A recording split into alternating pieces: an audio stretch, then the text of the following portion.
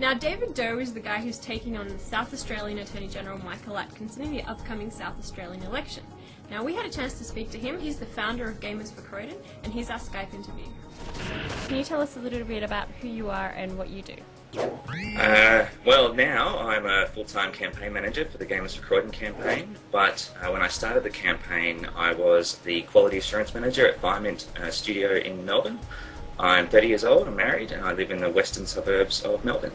Now, why did you start Gamers4Croydon? I think it's long overdue that our classification system received an overhaul, and the banning of Left 4 Dead in particular was the catalyst for everything. I think the gaming community in general has been goaded and antagonised to run against the member for Croydon, and I thought that that was the last straw. That was really the last game that I was willing to see mindlessly over-censored for our shores. So Gamers4Croydon is to exert political pressure on the member for Croydon.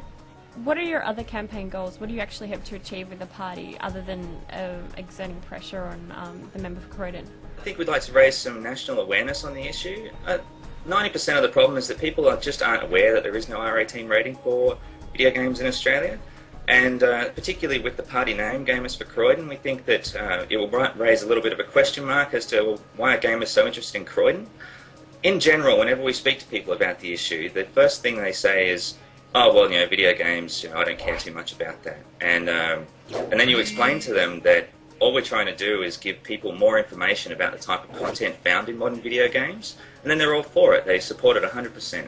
So if we can raise awareness and then get the R18 in to give people more options when they're in the store, then that's a good thing. Why do you think the R18 for games issue is such an important one for Australians? It's about giving people more information about the type of content found in modern video games. I mean, we're not trying to suggest that we need more violent games. What we're trying to suggest is that games nowadays have violence, and we should be rating them appropriately to give people who don't play video games but buy them for their kids more information about the type of content that's in a modern video game. And having an R18 sticker on them gives them a much stronger indication of the type of content that they'll find, rather than just the MA15 plus with some strongly worded language on the box. Now, you're officially registered as a party, and that's right. Congratulations. Yeah.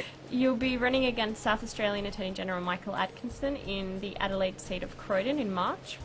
How do you hope to drum up support for R18 in the Croydon electorate?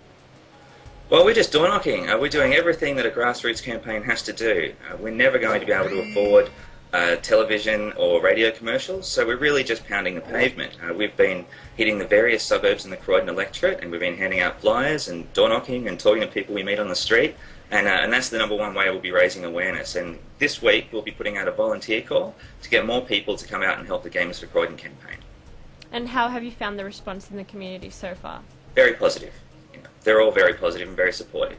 Now, Atkinson has held his seat in Croydon for 20 years.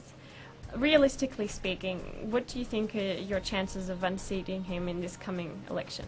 Well, very good.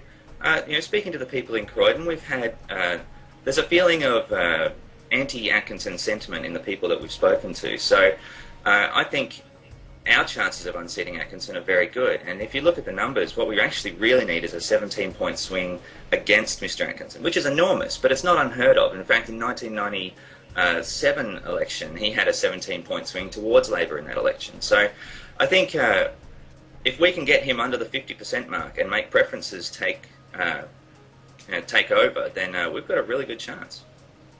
Now, run that by us again in terms of how many votes you actually need in March to get a seat in Parliament and actually take down Atkinson. Sure. In the last election, there was roughly 24,000 registered voters in Croydon, so we'd need just over 12,000. I mean, we're aiming for 13,000 just to be sure. And are you certain that you will achieve this result? Well, if I wasn't certain, we wouldn't be doing it. Okay.